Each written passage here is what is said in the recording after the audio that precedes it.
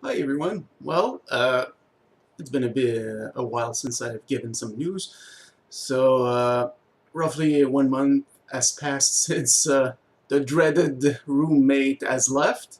So I figured I would give you some news on that since yeah, it's the last time you'll ever hear about that guy, thankfully. Uh, well, the move was rocky at best. Was not fun. Um, of course, that person found a way to make things far more complicated than they they had to be. Um, so yeah, I had given him 1 month's notice, and he had to leave by the end of March 2nd. So of course, part of the that month was spent trying to find a new place to live, which is quite natural. And roughly around like February 16th, 17th, he said he had found something. He went to sign a lease and everything. All right, all right. However, I've mentioned that he's a hoarder. So he had a lot of stuff. Since I had given him the permission to use the second room, the room that was currently empty. Uh, that was empty at the time when the exterminators came. His stuff was spread around. But even then, he had far more stuff than I could have ever imagined. So, sadly, like many people, uh, he started preparing for the move way too late, like 3 days beforehand. So yeah, no, never do that. At least a solid week before you move, start making boxes. Come on, please. So yeah, and he had rented a car for the move, and his sister was helping him. Um, Now, the issue is that, when you rent a car, technically you should use it. You know? You should use it to move stuff. But no, he spent the 3 days before March 2nd simply, you know, cataloging his stuff, I suppose, and spreading it around. So by March 2nd, uh, the two other rooms were filled with his stuff. I expected that I expected as much, so no problem there. But the whole kitchen was filled with his stuff. The bathroom was filled with his stuff. The hallway was filled with his stuff. The frickin' dining table was filled with his stuff. How the hell did he have as much stuff? I have no idea. But hey, so you know, of course, this is not the way you're supposed to do things, and I I stopped him once. I think it was March 1st, and I told him, I hope you realize that uh, what you're doing right now wouldn't fly with anyone but me. You know, you don't take 3 days to move. You just don't. And of course, he replied sarcastically, "Yes, I know. I'm very, very." Uh, was not grateful. He said, "I'm very lucky." So, asshole. Anyway, so March 2nd comes, and he starts moving stuff, and uh, it's taking a long time. I mean, he's moving like 5 minutes away by car. So normally, you wouldn't expect, one trip to take more than an hour and a half. An hour and a half if he has to climb a couple of staircases, but not much more than that. He's 5 minutes away. But no, it was taking 4 hours per trip. I don't know. Your guess is as good as mine as to why it was taking that long. So, around, was it 7? Yeah, it was 7 p.m. And he comes to me and says, "Well, it's going to take 2 more days to move." I said, no. No. You don't live here anymore. And you were warned that you had 1 month to move. And you prepared at the last minute. It's not my problem. So then you said, "Well, I'm keeping the keys." No, you're not. You don't live here. You don't pay rent. It's not like, the keys are yours. They're mine. It's my apartment. So, of course, he said, "Oh, I'm gonna call the cops." Well, please do. I mean, come on. It was a ridiculous situation. So, yeah, he called the cops. And since he's half deaf, he put the call on speaker so I could hear the dispatcher. And the dispatcher listened to him and was like, well, it's your fault. We can't do anything. the other person, did things the right way. It's not our problem.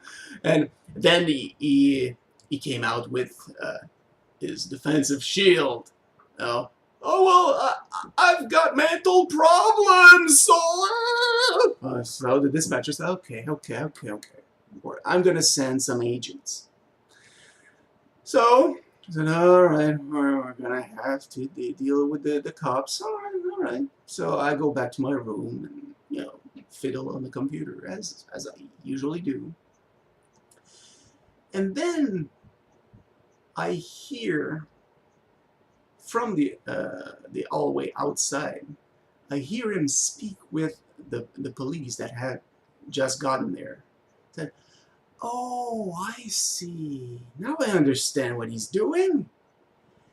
He intercepted them so he could tell them his side of the story and give them a lot of bullshit to try to get them on his side.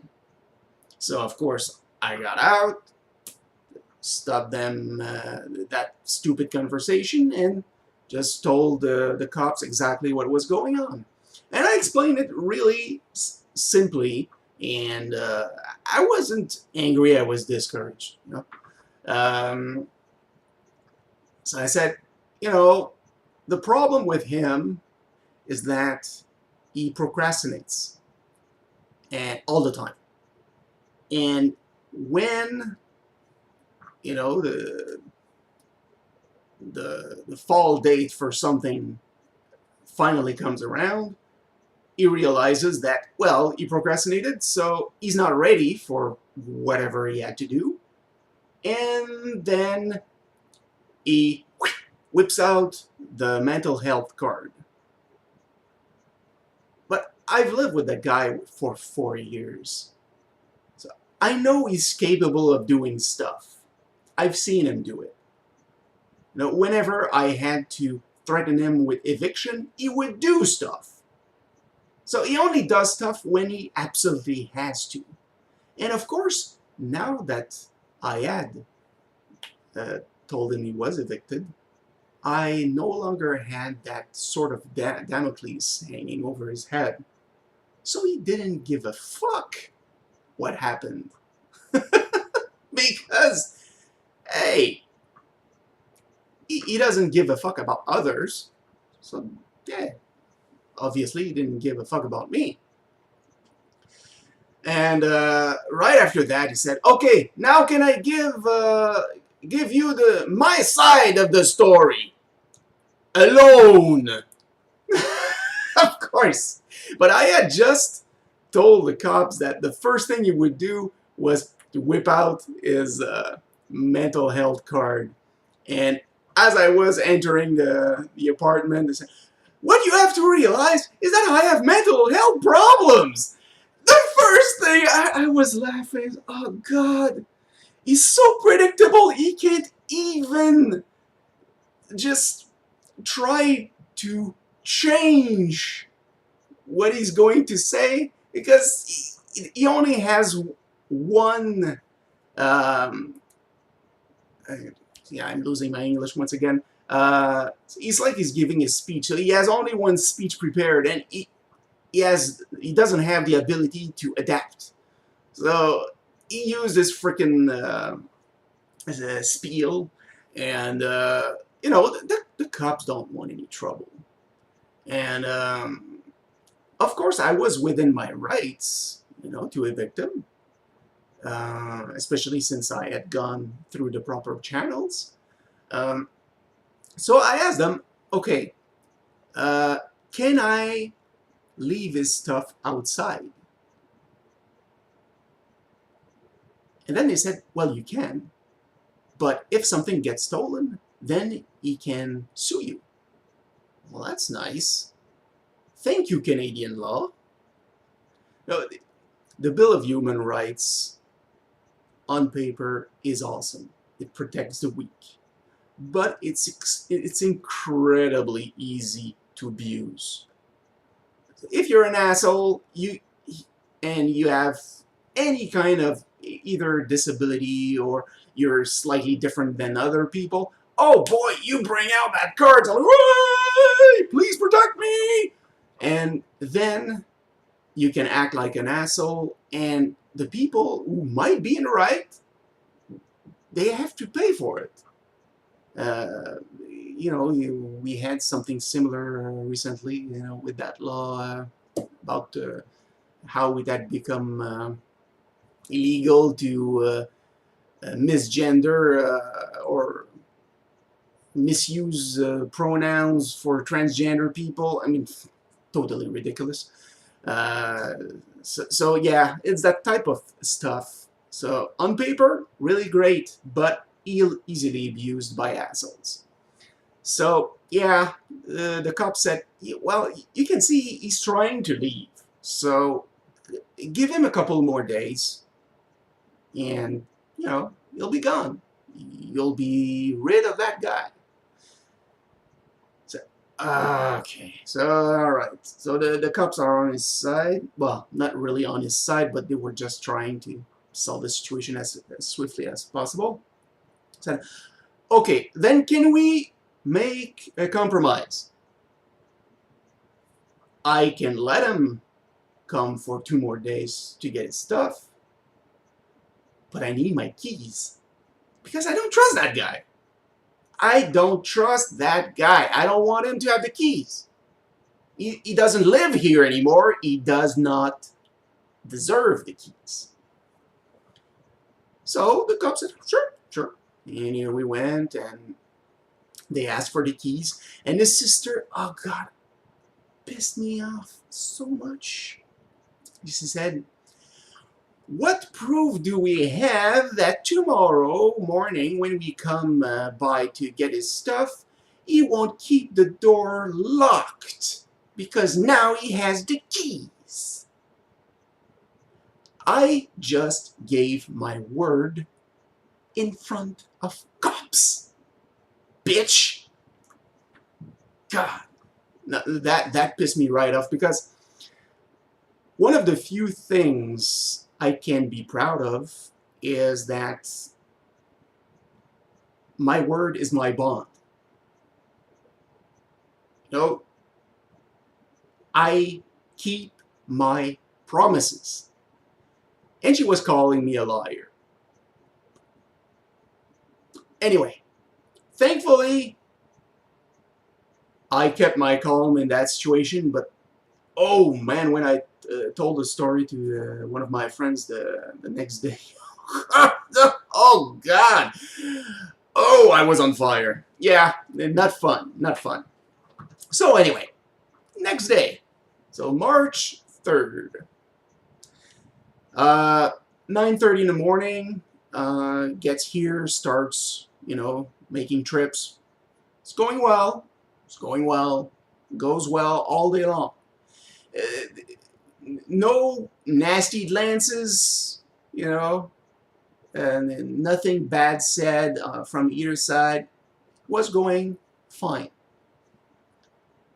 So at the end of the day, we discussed, well, so what do we do for tomorrow? Same time? So, well, I have to get the car.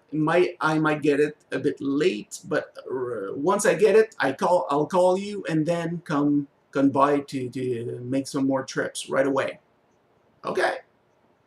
So at 10:30 he calls. I was on March 4th. So he calls and said, okay, I just got the car, I'm coming. All right. 1 p.m. No news. 5 minutes away. Okay? It's been 2.5 hours. No news. So I call him. What the hell's going on? You told me you were coming. So, well, it's taking a lot of time to bring the stuff from my locker to the apartment. What the hell are you doing? You have one priority. Get your stuff out of here. You don't transfer stuff from the locker there to your apartment. No! Your priorities are all fucked up. Says, okay, well, listen.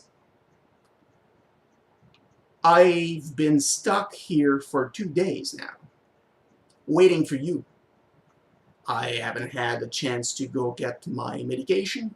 I haven't had a chance to go to the bank. I haven't gotten a chance to do my groceries. All because of you. So I said, well, go do your stuff. I'll come back later. No. I'll go do my stuff. I'll be back by 2:30. I'll be waiting for you then. Get there. Do your stuff. So do my stuff. I get back. It's slightly later, like 20 to 3. And no news. 4 o'clock. Finally gets there. Starts doing a trip. Comes back for a second. By then, most of the stuff was out. There was still one computer desk that I had given him when I had bought a new one. All his food was there, like a lamp in the living room, probably a couple more things. So, you haven't heard anything yet, because this was the pièce de résistance. I was... okay. So it's roughly 7, once again. No, it was before that. Yeah, it was probably around 6. And he comes to me and he said it exactly in the tone that I'm going to say it. I'm going to have to come back tomorrow. I have to go to a birthday bash.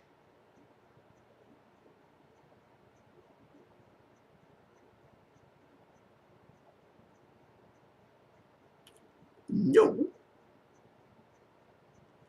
No. Priorities, asshole! Priorities! Sorry for screaming. I hope you were not wearing headphones. I know I have a rather powerful voice. But yeah. The guy wanted to go to like a birthday party or something. You have one job: to get your stuff out of here. The cops gave you 2 more days. This is the 2nd day. Out!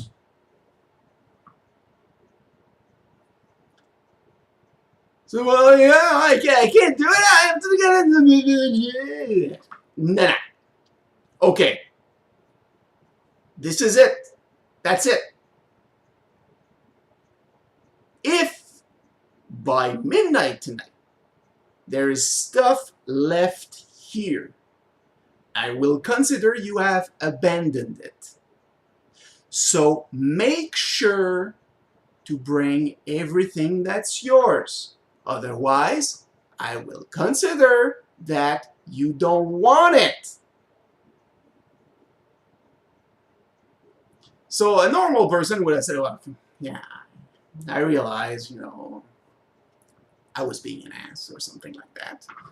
Okay, I'll make an effort to do one more trip, and then I'll go to whatever I have to do. He says, well, okay, I'll abandon everything then. Kill me now, kill me now. So we went to the living room and said, okay, there's your lamp. Are you really, really sure you don't want to take it with you? Really? No, it's not working that well. Are you sure? Yeah, I'm sure. Okay. All right. So took everything out in the hallway outside and then left. And that was the last time I saw him. 40 years I lived with that guy. 4 years of that kind of crap. But the last 5 days of his stay here were such like a microcosm of the 4 years he spent here. I mean, when I tell the story to anyone, I say, would anyone really, even with mental problems, I've worked with people with mental problems. I have mental problems. For the last 11 years, I've worked with people with mental issues. And never, ever have I met someone who I would even think for a second that person would say, okay, yeah, I have to move, but I feel like doing other stuff instead. Never, ever met someone like that.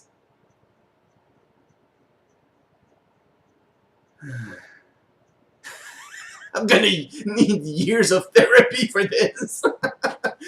But yeah, so finally, it's over. So since then, I've started writing again. So I'm in the second rewrite, or almost third rewrite, for the part of the book where I'm at, for the first book of my first trilogy. And right now I'm on page 57 out of 159 on my current manuscript. So, it's on Word and really typed quite small. So I had judged that it's roughly 500 pages in pocketbook form. So it's going rather well, actually. But of course, some days it's fast, some days it's much slower, varies. But at the rate it's going, hey, my first book might be finished far quicker than I expected. Now, what am I going to do at that point? Well, we'll see. It's kind of early. But probably beforehand, I'll post at least a couple of videos. I'm not too sure about what subjects. There are some subjects I would like to talk about from time to time. For many, many years, I've been an avid manga reader and anime watcher. I would say that a small part of my inspiration for what I write comes from those sources. My second project in particular uh, kind of had a manga in mind when I wrote it. Uh, so that could be a subject I would tackle. Music also. Uh, could be just plain music or maybe game music, movie music, could be all sorts of stuff. But you know me, I am a big zero at editing, so I wouldn't go into, you know, stuff that is too complicated. Especially when you talk about music, you need to have at least two tracks so that you don't talk over the music and stuff. So that sounds way too complicated for a dinosaur like me. But anyway, uh, I hope that my misfortunes have at least brought a smile to your faces. Uh, when I think back on it, it is funny. It is funny. But it was bloody discouraging going through that. It was bloody hell. Anyway, hope on your side of things everything's going fine, and I'll see you next time.